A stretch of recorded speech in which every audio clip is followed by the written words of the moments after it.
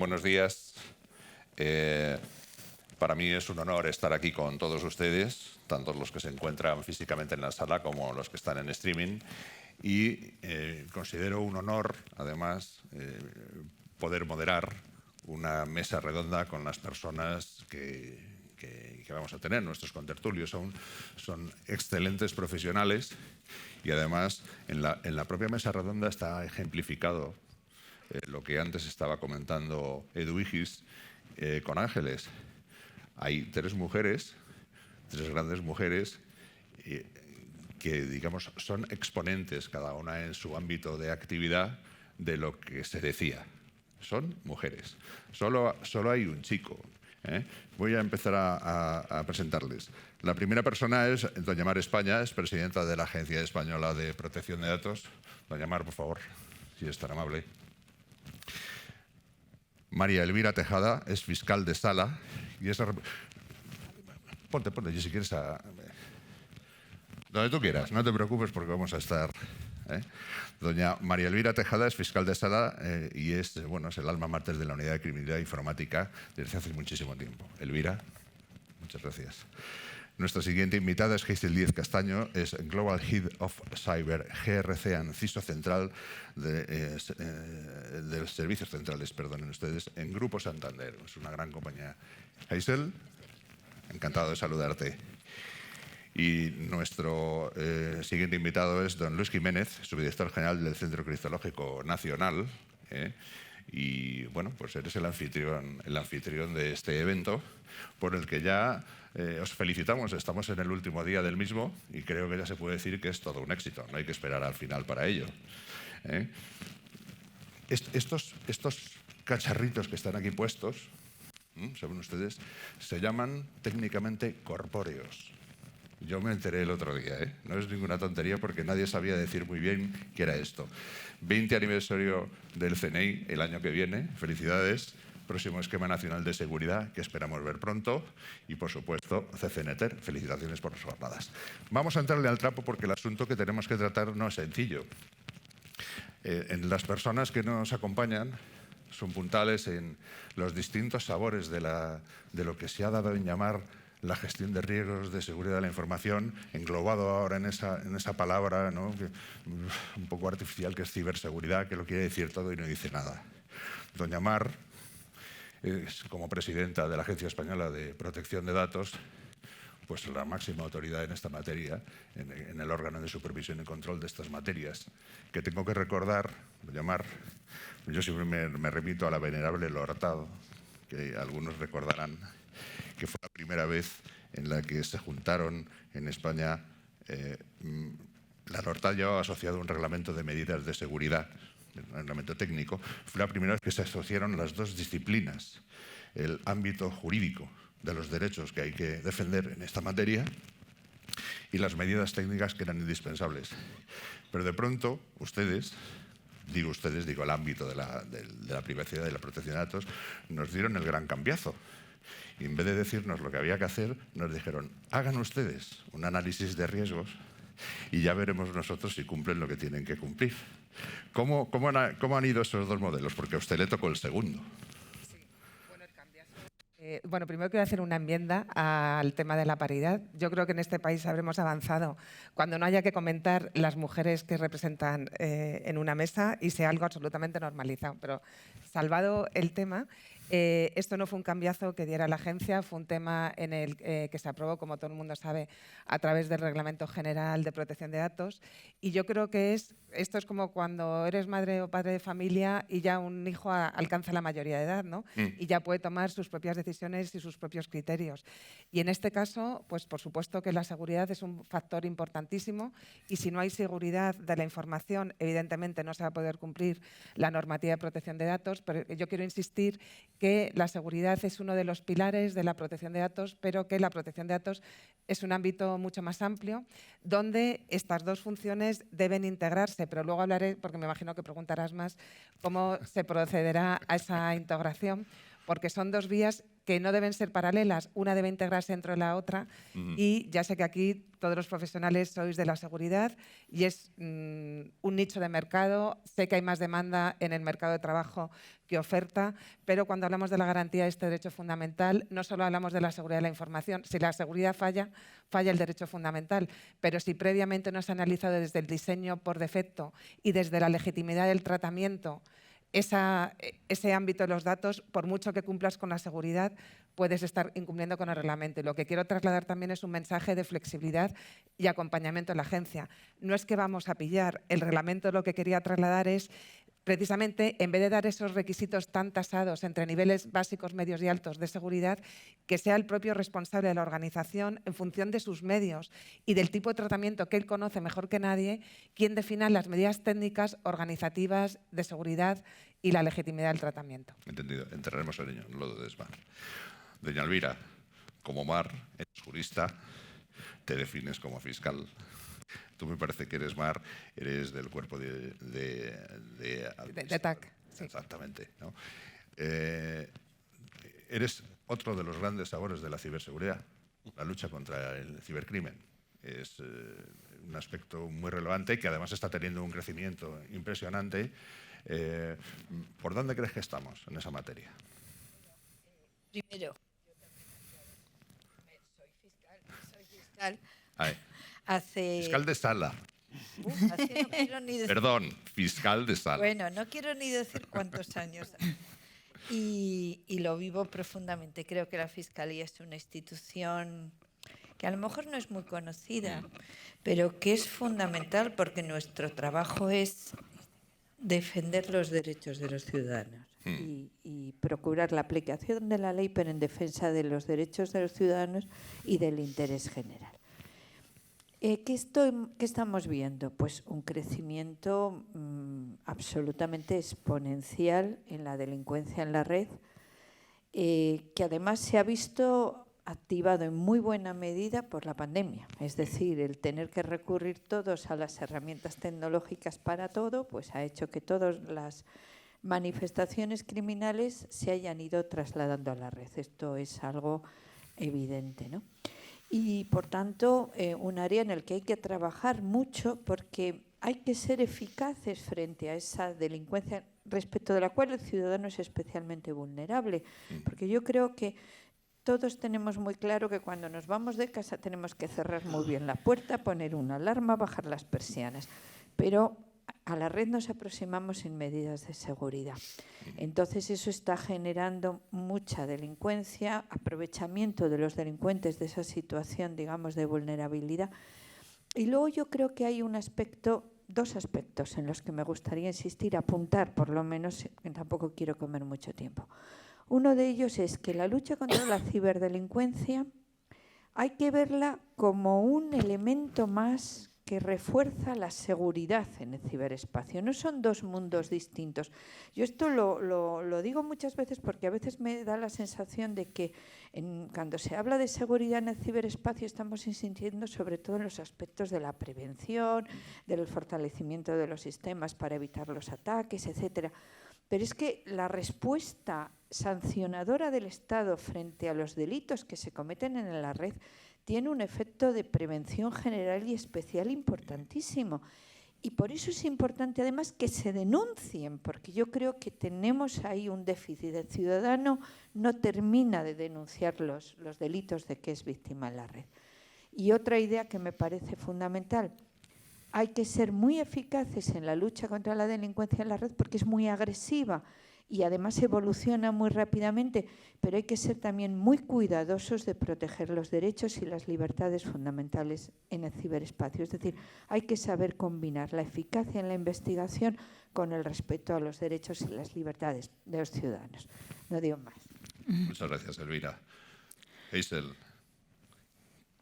mujer ingeniera informática, si mal no me equivoco.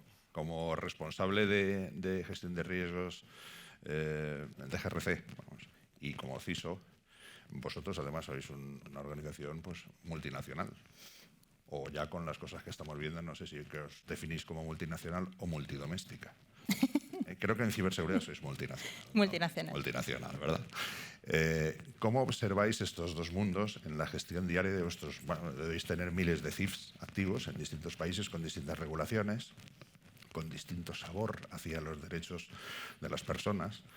¿Cómo podéis representar en el espacio y en el tiempo, digamos, un mapa de cumplimiento de todo lo que tenéis que hacer y las interrelaciones en el mundo de la privacidad, de la protección de los datos de carácter personal, de la ciberseguridad, de los aspectos relacionados con las notificaciones o denuncias, etcétera, etcétera, etcétera? Debe ser complejísimo. Y lo es, efectivamente. Es, de hecho, uno de los challenges principales que tenemos en un ambiente multinacional como el Grupo Santander. Para nosotros es fundamental el trabajar de forma global.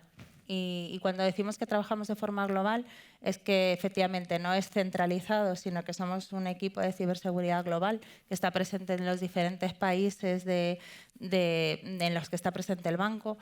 Y trabajamos muy de la mano con nuestros compañeros de protección de datos, con los DPOs y con los equipos legales, precisamente para conocer todos estos cambios regulatorios y tener un radar normativo y regulatorio, que le llamamos nosotros precisamente. Es tener en el radar qué es lo que tenemos que hacer para cumplir con la legislación en cada uno de los países. Es complicado, muchas veces nosotros lo que tendemos es a estandarizar y homogeneizar procesos, pero sí que es verdad que las diferencias regulatorias en qué tienes que reportar, en cuánto tiempo tienes que reportar, qué información, muchas veces nos hace complejo el poder hacer procesos homogéneos que sean más eficientes. Entonces, bueno, ahí yo creo que tenemos que seguir trabajando y colaborando con las instituciones públicas en ver cómo podemos homogeneizar de manera que cumplamos y cubramos los requisitos de todos, tanto la manera de compartir la información, porque también es fundamental. Tenemos que, igual que se lucha contra la prevención del blanqueo de capitales y contra otro tipo de fraude. El fraude cibernético es uno de los que está tomando más relevancia, con lo cual también lo tenemos que ver de forma holística, no como una forma de un país que lo hace de una forma, sino tenemos que verlo como luchamos de manera global. Muchas gracias, Keisel. Don Luis, militar, máster en TIC, o STIC, como os gusta decir a vosotros. Especialista criptólogo, subdirector general del Centro Criptológico Nacional. No sé si quieres que hablemos de ciberespionaje o solo como CCN hablamos de la protección de las administraciones públicas y algunas otras empresas en determinadas circunstancias o entidades en determinadas circunstancias. ¿Tú cómo observas estos tres sabores iniciales que hemos tratado? La protección de la privacidad y de los tratamientos de datos personales, la cibercriminalidad y la gestión en una gran compañía multinacional de origen español que tiene que bregar con distintas legislaciones, distintos requisitos y distintas circunstancias sociales. Bueno, la pregunta que me haces es muy difícil de contestar. Eso te lo hacemos, don Luis. Pero no porque no sea capaz de contestarla, sino porque necesitaría varias horas para responderla. Vamos a ver, yo coincido mucho con el planteamiento que ha hecho Mar en relación con la ciberseguridad y su relación con la protección de datos y con derechos y obligaciones en este sentido. Sí que es cierto que la ciberseguridad tiene vida propia, es decir, la ciberseguridad es un ámbito muy transversal a la sociedad, tiene que ver con la protección de datos, tiene que ver con la sociedad de la información, tiene que ver con la defensa nacional, tiene que ver con la seguridad nacional, tiene que ver con el cibercrimen y el ciberdelito. Es decir, es un ámbito muy transversal a toda la sociedad y a nuestro Estado de Derecho. Tiene vida propia, la ciberseguridad tiene vida propia. Pero claro, como no puede ser de otra manera, tiene que estar integrada en lo que es el ámbito de protección de datos, como ha mencionado Mar. La ciberseguridad podría vivir sin la privacidad, pero la privacidad no podría vivir sin la ciberseguridad, ¿no? Claro. Y eso también es importante tenerlo en cuenta a la hora de determinar las políticas y procedimientos en relación con la protección de datos. En relación con las investigaciones y con la capacidad del Estado, la capacidad de ejercer las potestades y ejercer la persecución del delito, también es muy importante el ámbito de la ciberseguridad. y sobre todo las capacidades de investigación, ¿no? La nueva legislación que viene de Europa, las 3 famosas directivas de servicios digitales, de mercado digital y de privacidad, ponen el foco en el ciudadano, como no podía ser de otra manera, ponen el foco en las empresas, sobre todo en la pyme, en relación con su defensa contra las grandes plataformas, ponen el foco en la privacidad, ponen el foco en una cosa muy importante, que es la privacidad por defecto, en el sentido de que la tecnología tiene que implementar la privacidad por defecto. En esto llamo la atención de que eso significa que la privacidad tiene un coste y va a ser incómoda, porque todo el nuevo tratamiento que se avecina con las cookies, pues vamos a tener navegadores en donde va a ser el usuario obligado a responder un montón de preguntas y a tocar los parámetros de sus navegadores para poder aceptar cookies y para poder gestionar exactamente qué es lo que quiere entregarle a la empresa que le ofrece el servicio. Y las empresas tendrán que ponerse las pilas porque tendrán que idear nuevas formas de ser atrayentes para que el ciudadano esté dispuesto a ceder ámbitos de privacidad para poder obtener esos servicios. El caso es que esta legislación que se nos viene de Europa, que es una legislación que además hacía falta reformar, porque es una legislación, la actual existente es del año 2002 y del año 2009, pone el foco en el ciudadano, pone el foco en poner un poco de orden en los servicios online. No es de recibo que los servicios online se puedan vender explosivos, se puedan vender armas, se puedan vender todo tipo de drogas y que no haya trazabilidad ni que haya capacidad de poner un poco de orden en contenidos, etcétera, etcétera. Pero, en mi opinión, en mi humilde técnica opinión, deja de lado un poco las capacidades del Estado y las capacidades de fuerzas y cuerpos de seguridad del Estado a la hora de realizar las investigaciones. Muy bien. No sé si te sientes aludida, Mar. Aludida, en algunas de las... aludida no, pero implicada sí. A mí me alegra pues escuchar a Luis, es un gran profesional, ¿no? Y que coincidamos en la filosofía. Sí quería matizar que evidentemente si no hay medidas de seguridad hay un riesgo de vulneración de las medidas de privacidad, y privacidad sin seguridad es algo cojo, pero la seguridad no puede vivir sin la privacidad tampoco, Luis, y también es un coste. Lo digo porque ahora mismo se está trabajando en la modificación del Esquema Nacional de Seguridad y es muy importante que seamos conscientes y que vayamos de la mano para que esto se integre.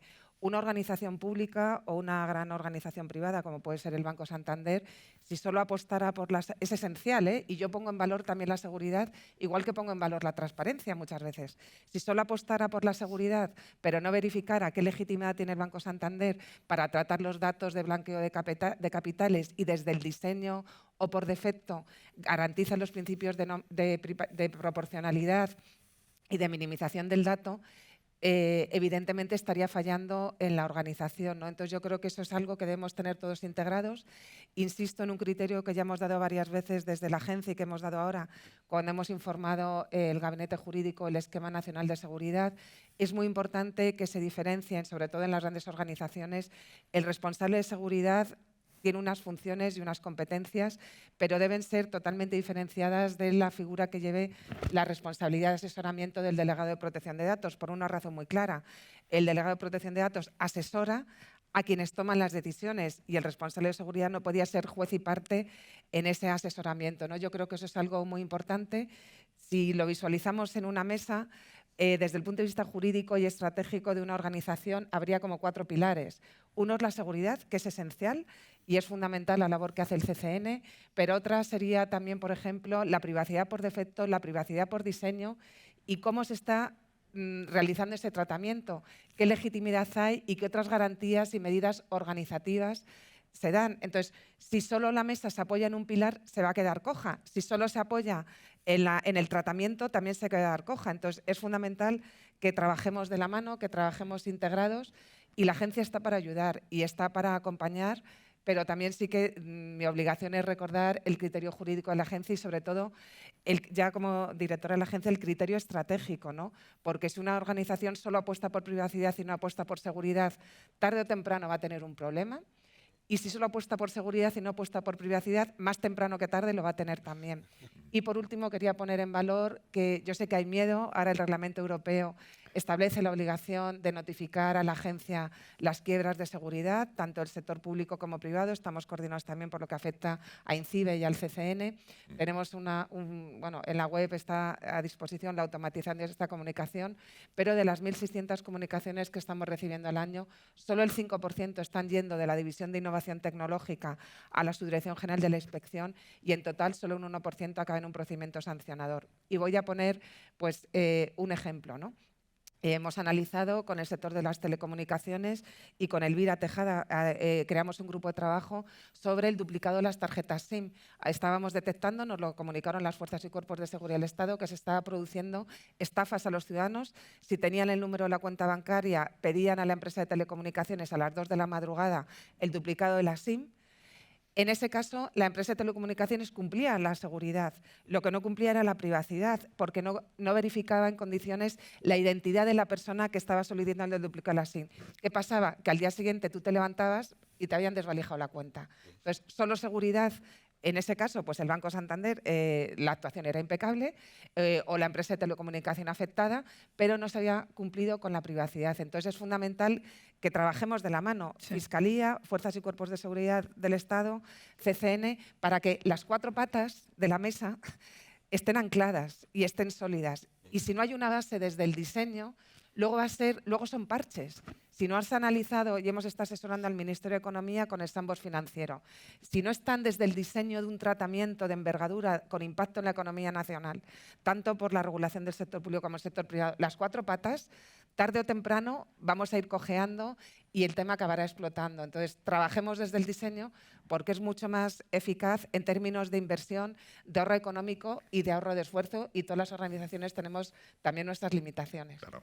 Bueno, en la parte de ciberseguridad, que tampoco va aislada, también evoluciona, ¿no? Y, por ejemplo, las estructuras de una compañía privada, que creo que vosotros seguís el modelo de referencia de las 3 líneas, ¿no?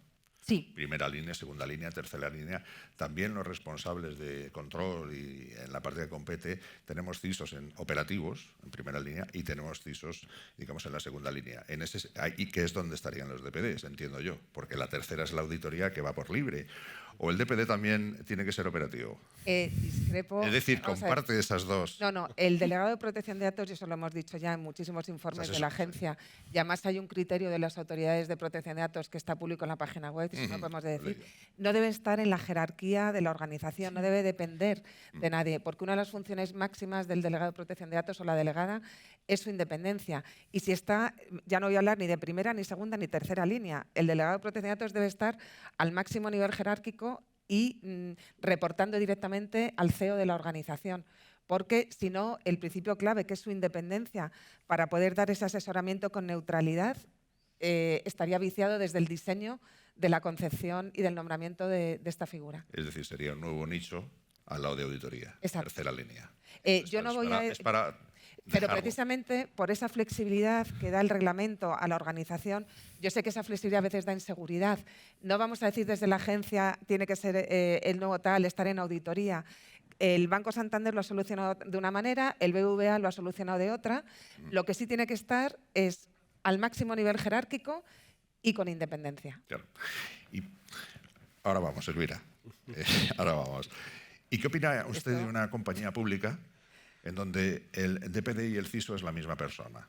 Pues es muy buena pregunta. Si es opino que la figura es incompatible, que no puede ser que el delegado de protección de datos, que solo asesora, pero no toma decisiones sobre el tratamiento, es decir, no decide ni sobre los fines ni sobre los medios, sea a su vez la persona que está implementando las medidas de seguridad. Imaginémonos una quiebra de seguridad, o sea, es incompatible, y lo hemos dicho muchas veces, no solo la agencia a través de los informes del Gabinete Jurídico, sino también el Comité Europeo de Protección de Datos. Solo excepcionalmente, si hablamos de una entidad muy pequeña, donde no hay medios, podríamos entenderlo, pero pero en el nivel de entidades que están ahí aquí representadas, por favor, tiene que irse todo el mundo muy claro a casa y al despacho con la idea de que son dos figuras absolutamente diferenciadas. Muy bien, muchas gracias.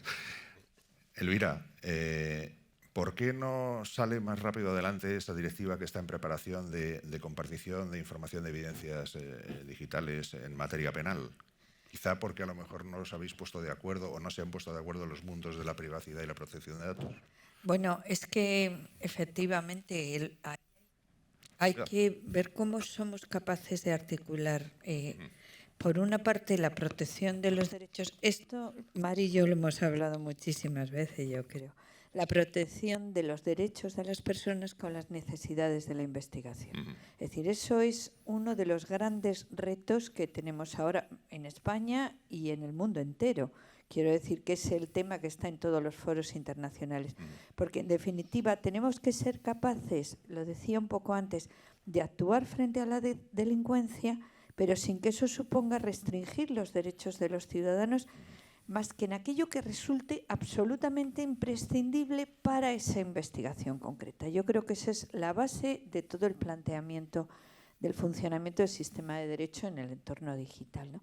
Y entonces, cuando te enfrentas a investigaciones concretas, pues claro, es muy problemático. Lo estamos viendo, por ejemplo, en el tema de las comunicaciones. Las comunicaciones son confidenciales, están protegidas por la confidencialidad, no ya solo el contenido, sino incluso los datos de tráfico y los datos de abonado asociados a tráfico. En principio, nada más finalizar la comunicación, eso habría que destruirlo o anonimizarlo. Pero lo podemos necesitar para la investigación, ¿no? Entonces, hay una excepción a esa regla general que te lo permite para investigar delitos, para proteger la seguridad del Estado, pero claro, de acuerdo con unas reglas muy específicas. Tiene que estar previsto legalmente, tiene que buscarse un interés legítimo con esa limitación, con esa retención de información, y sobre todo tiene que haber proporcionalidad, que yo creo que es la palabra esencial.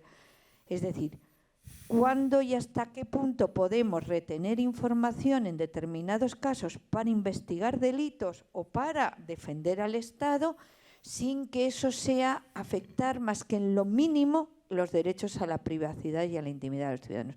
Bueno, sobre esto hay jurisprudencia del Tribunal de Justicia de la Unión Europea y del Tribunal Europeo de Derechos Humanos, 7 u 8 sentencias importantes en los 8 últimos años. Es analizarlo caso a caso, ¿no? Y yo creo que ese aspecto, y en ese sentido, y enlazo un poco con lo que ha dicho Luis, yo creo, fíjate que la directiva, yo por lo que más me gusta la directiva que viene, es porque efectivamente intenta establecer un marco legal de obligaciones de los proveedores de servicios de Internet. Es decir, primero, transparencia en su actuación, responsabilidad por su actuación. Y de cara a la investigación criminal, es que tenemos auténticos problemas para conseguir información de los proveedores de servicio, información que nos permita llevar adelante las investigaciones, ¿no? Y hay que regularlo. Y en el tema de los, por ejemplo, retiradas de contenidos ilícitos, eso a mí me trae a mal traer, a la Fiscalía le trae a mal traer. Mar, lo hemos hablado contigo también muchas veces. Vamos a ver, habrá veces que no podremos encontrar quién es el autor de una actividad ilícita en la red, quién ha colgado pornografía, quién ha colgado un mensaje de odio en la red. Pero lo que hay que hacer es retirar ese contenido de la red, aunque no podamos perseguir al autor, porque mientras está ahí sigue haciendo daño. No, ya te veo mirar el reloj. No lo he hecho a posta, es porque estaba despistado. Un segundo, Mar. Hazel, ¿ustedes están confortables con el sistema de notificación de incidentes que disfrutamos en España, en este mercado, o los sistemas de notificación de los que disfrutamos, y sobre todo de un tipo de notificación, que es la denuncia? La Fiscalía, las fuerzas y cuerpos de seguridad. Lo digo por una razón, no porque no haya que hacerlo, porque, como es lógico, es lo que hay que hacer, sino porque todavía no se ha desdemonizado a la compañía, a la organización que, habiendo hecho los deberes, sufre un ciberataque exitoso a los malos, ¿vale? Entonces eso Ustedes, por ejemplo, en el sector financiero, bueno, las agencias de rating empiezan a mirar estas cosas para medirles financieramente. Entonces, no es nimio el problema que tienen, ¿verdad? Sí, no, totalmente. Cada vez más, o sea, vemos las grandes empresas de rating, como has dicho, Standard & Poor's, Moody's, etcétera, buscando maneras de poder evaluar el ciberriesgo de las compañías como parte del rating que están dando, ¿no? El ciberriesgo, yo creo que tenemos todos claro que es uno de los top 5 risks que tiene cualquier compañía y que efectivamente puede tener un problema en la continuidad de esa entidad, ¿no? Para nosotros es fundamental la colaboración. Es que no la concebimos de otra forma, es que vemos que si no hay una colaboración público-privada, tanto en la protección como incluso en la detección y la respuesta, es que no vamos a poder continuar y realmente hacerles frente, ¿no? Siempre hablamos de intentar equilibrar la balanza entre los malos y los buenos, ¿no? Sabemos que van muy por delante de nosotros, pero la única manera de que nosotros de cada 3 puñetazos que nos dan les devolvamos uno es que podamos responder con contundencia. Nosotros colaboramos mucho con las fuerzas del Estado en compartir inteligencia, como además tenemos esta visión global de lo que está ocurriendo, cómo se mueven los grupos criminales en un país o en otro, para nosotros es fundamental el poder compartir y de hecho bueno, hemos participado y colaborado con fuerzas del Estado no solamente aquí en España, en México y en otros países para poder responder contra el cibercrimen. En cuanto al reporte de información y de incidentes, a ver, hay un punto que es complejo, que es que hay muchas diferencias, hay que reportar diferentes tipos de información con diferente nivel de detalle. Al final yo creo que estamos perdiendo a lo mejor un tiempo, ¿no? que durante el ejercicio de un incidente y la gestión del incidente es muy valioso, ¿vale? Y habría que hacer un esfuerzo entre todos por ver cómo podemos satisfacer todos esos requerimientos. O sea, pero evidentemente siempre desde el punto de vista de que es necesario compartir la información, que es necesario que nuestros reguladores conozcan qué eventos están ocurriendo y compartir con ellos toda la inteligencia que nosotros tenemos. En las entidades privadas cada vez se trabaja mucho más y se invierte mucho más en ciberinteligencia, con lo cual podemos muchas veces llegar un poquito más allá para poder identificar sin violar ningún tipo de protección de datos, Mar, tranquila, pero sí que tenemos aspectos, sabemos movimientos, hay grupos criminales que se mueven, actúan de unas maneras determinadas que nos permite por lo menos decir son los mismos que hicieron este otro ataque, ¿no? Y yo creo que es fundamental el que podamos llegar a un entendimiento en qué hay que reportar, pero la colaboración es imprescindible. Muy bien. Estamos fuera de tiempo, pero vamos a mantener un poco la tensión con Daya Ángeles. Yo creo que nos vas a dejar un poquito. Creo, Marc, que querías apostillar o hacer un comentario a algo que había comentado Elvira. Solo un minuto, porque con la Fiscalía hemos trabajado muchísimo y bien, y ha hablado Elvira de la importancia de retirar los ilícitos en Internet. Y quería, me imagino que mucha gente lo conocerá, hablar del canal prioritario de la agencia. Creo que ahora mismo es el único canal que existe en el mundo por una autoridad administrativa de protección de datos que está permitiendo la retirada de contenidos ilícitos, no solo penales, sino también administrativos. Me refiero a contenidos de carácter sexual, ciberacoso, humillación o difusión de datos personales graves por razones de odio, que en algunas ocasiones puede suponer el suicidio de una persona. Muchas ocasiones el juez no conoce y cuando se dictan medidas cautelares en el ámbito judicial se tarda 2 meses y la persona ya se ha suicidado. Imaginémonos si se difunde una relación sexual grabada consentida en el momento de la grabación, pero no consentida cuando la pareja rompe, ya no hablo de violaciones, y estamos teniendo una efectividad del 95% y os pido a todos los que estáis aquí que lo difundáis, porque estamos consiguiendo la retirada en el 90-95% de los casos en cuestión de horas o como máximo 72 horas. Y es gratuito. ¿Sabe usted que en determinadas edades, hace tiempo, se puso de moda como un acto de amistad compartir contraseñas? Cuando se compartían contraseñas, ese era, digamos, el problema que provocaba muchísimas de esas cosas que usted comenta en determinadas edades. Me parece fundamental hablar desde el diseño, en la prevención y en la sensibilización en la gente joven. La edad media de acceso al porno son los 8 años. Es tremendo. Como luego no vamos, lógicamente una persona, si se forma así, luego va a acabar cometiendo delitos y todos los que estamos en la mesa acabamos implicados. Y yo espero, en la ley orgánica conseguimos a propuesta de la agencia que en el artículo 83, por primera vez en nuestra democracia, se obliga a las comunidades autónomas a regular el uso responsable de Internet. La LOPIDI, que es la Ley Orgánica de Protección a la Infancia y a la Adolescencia frente a la violencia, ha regulado por primera vez el canal y la función de la agencia, y una figura que para mí es esencial, que es el coordinador o la coordinadora de Bienestar Digital. Y estamos ya trabajando con la Vicepresidencia de Derechos Sociales para formar a estas nuevas figuras, que yo creo que van a ser un pilar clave para que los jóvenes sepan que son nativos digitales, pero a veces, igual que cuando conducen, ya muchos son conscientes y, por supuesto, no beben mientras conducen. Y cuando los padres dan las llaves de un coche, sí que dan una serie de consejos. Quizás cuando damos un móvil, que a lo mejor lo damos mucho más antes de la edad que se debería, no somos conscientes que un móvil puede ser un arma y puede acabar provocando la muerte de una persona a través de lo que se difunda en la red. Yo creo que lo que nos falta como país es todavía dar ese salto, y eso tenemos que ir.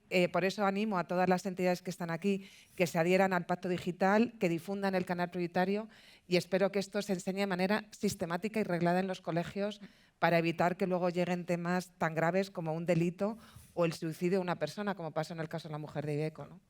Bueno, ya saben ustedes que lamentablemente vamos a disfrutar de un gran laboratorio o grandes laboratorios para todo tipo de desmanes en los metauniversos. Esto va a ser un problema complicado porque además estamos hablando de un ámbito ciberfísico, después tienen efectos en el mundo que tocamos, en el mundo de las personas. Bien, nos hemos quedado sin tiempo. Yo les voy a dar a cada uno de ustedes, si me lo perdónenme, un minuto. Don Luis, ¿se han sentido ustedes bien entendidos con sus intenciones a la hora de desarrollar la Plataforma Nacional de Notificación? Por ejemplo, la Agencia Española de Protección de Datos, o la Fiscalía, o las Fuerzas y Cuerpos de Seguridad, u otras entidades y organizaciones públicas y privadas concernidas. Vamos, yo creo que sí, absolutamente sí. O sea, que ha habido ya varias reuniones con un montón de actores implicados, con las autoridades competentes en relación con la notificación de incidentes, y bueno, o sea, todo el mundo ha visto que es algo necesario. Es algo fundamental, la colaboración entre todos los organismos implicados que tienen que ver o bien con la privacidad, o bien con la seguridad, o bien con los servicios esenciales de la sociedad, el tener, porque, como he dicho antes, Hazel, es que estamos absolutamente todos interconectados. Entonces, un incidente que afecta a un organismo, la obligación de notificación no es por saber qué es lo que está pasando, es porque ese incidente puede tener repercusiones en otros organismos y en otras instituciones, y puede echar al traste el funcionamiento de la sociedad o el funcionamiento de servicios esenciales. Claro, está por la complejidad, perdone que le interrumpa, de que la mayoría de los ciberataques conocidos afectan tanto a los datos de carácter personal como al ámbito que trabaja Elvira en la cibercriminalidad informática. Es decir, es una amalgama y después cuestiones, digamos, reguladas por otros reguladores, SOX, de empresas cotizadas, blanqueo de capital, lucha contra el blanqueo de capital, etc. Es complejísimo, quiero decir. Sí, o sea, que en resumen, vamos a ver, ha sido muy bienvenida esta iniciativa. Es una cuestión que era necesaria, y lo que sí puedo es sacar pecho porque España es de los promotores de esta iniciativa, de tener una plataforma común de notificación de incidentes que puedan derivar los incidentes a las diferentes autoridades competentes. Bueno, somos buenos en privacidad y también en ciberseguridad, hay que decirlo. Doña Hazel, su minuto. Bueno, yo creo que lo que es importante, bueno, es que no puedo estar más de acuerdo con lo que han comentado tanto Mar como mi compañera. Tenemos que llevar a cabo todo lo que la privacidad, la seguridad, desde un punto común. En ciberseguridad, como bien sabes, llevamos trabajando el concepto de seguridad por diseño desde hace mucho tiempo. Es simplemente añadir la capa de privacidad y es entender al final cómo queremos llegar al cliente, ¿no? Para nosotros, al final, todo se traduce en cuestión de confianza. Si el cliente no puede confiar en mí porque no voy a tratar sus datos de forma segura, pero además también no voy a respetar su privacidad, es imposible que pueda interactuar con nosotros a través de medios digitales, ¿no? Cuando pierdes la confianza con la entidad financiera se pierde todo, ¿no? En cuestión de finanzas estamos viendo cada vez más como el cliente demanda tanto la seguridad de sus datos, tanto como su seguridad financiera. O sea, ya no busca un banco cualquiera que le dé una rentabilidad, ¿no? Sino que además que le trate de forma segura y privada, ¿no? Y es fundamental. Y luego todo lo que hemos comentado, la lucha contra el cibercrimen, para nosotros es fundamental. Si los cibercriminales y los grupos criminales, que además más o menos sabemos dónde actúan y cómo actúan, salen con total impunidad, es imposible que realmente podamos responder y de alguna forma, bueno, pues vayamos ganando batallas poco a poco. Entendido. Elvira, en vuestra última memoria, perdona que te haga una acotación, una de las sugerencias que hacéis es que en lo que toca a derechos personalísimos se intente hacer un tipo penal que recoja algunos aspectos específicos de la suplantación de identidades. Sí, bueno, estamos detectando un problema muy serio. Justamente ahora estamos preparando algún documento para, de alguna forma, trasladar el problema. Es utilizar la identidad de otras personas como forma de llevar efecto el engaño. Es decir, el supuesto al que me refiero es víctima de una estafa en Internet que ha cedido documentación porque yo quería comprar un coche o quería alquilar un apartamento, cede documentación personal y luego esa misma persona se ve denunciada en un montón de procedimientos por actividades ilícitas que se han realizado utilizando efectivamente su nombre. Este es un problema que estamos detectando y que nos preocupa extraordinariamente porque cada vez tiene más repercusión y en relación con ello estamos procurando una mayor coordinación a nivel entre los cuerpos policiales y la propia Fiscalía para evitar esa, que es, digamos, como una doble victimización. No solamente te han engañado, sino que además después resultas denunciado en muchos procedimientos porque han utilizado tu identidad para defraudar a otros, ¿no? Y al hilo de eso, tipificar la simulación de identidad en la red. Hace tiempo que lo estamos pidiendo y hemos enviado varias solicitudes al Congreso de los Diputados en ese sentido sin resultado, pero ya no cuando simulan tu identidad con fines defraudatorios, que esto podría sancionarse como estafa, sino cuando utilizan tu identidad para perjudicarte, sencillamente para hacerte desmerecer en la consideración pública, para atribuirte pensamientos, opiniones, puntos de vista que no son los tuyos y que te enfrentan con tu grupo de amigos o te enfrentan con tus compañeros de trabajo o hunden tu empresa. Entonces, creemos que esa figura habría que tipificarla. De todas formas, en la red lo estamos viendo, es que habría que hablar tanto en la red, quiero decir, lo estamos viendo constantemente. Las capacidades que ofrecen las tecnologías son inmensas y la capacidad de la mente humana para aprovechar las posibilidades en propio beneficio también. Entonces, continuamente vemos conductas nuevas que a lo mejor no tienen un encaje penal fácil y que nosotros vamos proponiendo al legislador que vaya definiendo esas figuras.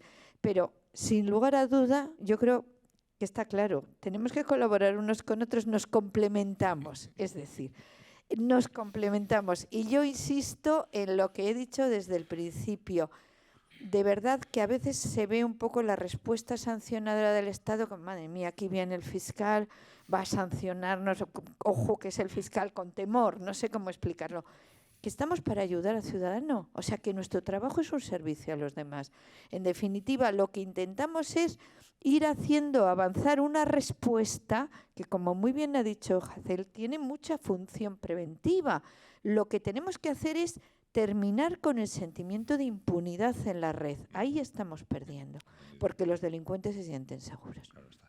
Doña Mar, sabemos que está usted al final de su mandato en la Agencia Española de Protección de Datos, en unas circunstancias que entiendo son poco desagradables, poco ortodoxas para los procedimientos que se deben seguir en la Administración, ¿no? Pero ha hecho usted y su equipo un gran trabajo y lo sigue haciendo porque es usted la presidenta. ¿Se imagina usted un mundo en el que, como las personas somos los titulares de nuestros datos personales, mercamos con ellos y se les pone no solo valor sino precio? y además los estados cobran impuestos? Puede pasar de todo, porque de hecho ya a mí me consta que hay padres que están pagando 200 euros para que sus hijos tengan más likes, pero entre todos, de todos nosotros depende el construir una sociedad mejor, ¿no? Y los ciudadanos deben ser conscientes de que los datos, si los estás dando a cambio de dinero, pues que al final también estás perdiendo una parcela muy importante. Y yo quería añadir que tanto seguridad como privacidad son dos bases esenciales de la estrategia de una organización. Está pensando en el símil de una casa, ¿no? La privacidad no es la capa añadida, la capa externa y última que se pone ya en la última teja. La privacidad son los cimientos de una organización. Porque si esa estrategia en la organización, en los CEOs de esa organización, no cuenta desde los cimientos y toda organización va a tratar datos de manera masiva, cuando se le ocurra pensar en la privacidad en el último momento, ya van a estar fallando desde el inicio. Voy a poner un ejemplo. Cuando estaban hablando la representante del Banco Santander, estaba recordando un procedimiento sancionador a una entidad financiera donde para no cobrar comisiones a los clientes, automáticamente y obligatoriamente tenían que aceptar el perfilado en una cuenta. O aceptaban el perfilado o si no, sí o sí se pasaba al cobro de comisiones. Ahí la seguridad era impecable. Lo que estaba fallando era el cimiento de cómo se garantizaba este derecho fundamental, la legitimidad del tratamiento, el consentimiento libre e informado. Y tenemos en común, Luis, que desgraciadamente muchas organizaciones no valoran ni la seguridad ni la privacidad hasta que se pierde. Es como la salud. El otro día un gran responsable de seguridad de una entidad de seguros muy importante me decía: lamentablemente han estado meses sin dormir por una quiebra de seguridad y ahora es cuando me han incrementado el presupuesto, ¿no? Entonces yo espero que las entidades no pasen a valorar la seguridad y la privacidad y llevaros la imagen de esta mesa con las 4 patas: seguridad, el tratamiento, la privacidad por defecto y la privacidad del diseño, desde los cimientos de la construcción de una organización y del tratamiento de los datos, porque si no, la casa va a estar coja. Y en muchas ocasiones, y hemos intentado trabajar con la Fiscalía en todo lo que ha comentado, que es fundamental, en muchas ocasiones a veces no es un ilícito penal, pero sí puede ser un ilícito administrativo. Y en ocasiones la agencia tiene mecanismos más ágiles para poder reaccionar. Entonces, animo a que hasta que consigamos esas sinergias, ¿no?, en los ilícitos penales y administrativos, pues lo que pueda ayudar la agencia, ahí estamos plenamente comprometidos y espero que sí que se haya al final del mandato. Gracias. Muchas gracias, Doñana. Bien, bueno, tenemos que dar por finalizada la mesa. Han visto ustedes que nuestros invitados son apasionados y sabios. Disculpa, Ángeles, porque nos hemos comido un poco de tiempo. Te dejamos a ti el marrón y pido un fuerte aplauso para los 4. Muchas gracias. Muy interesante.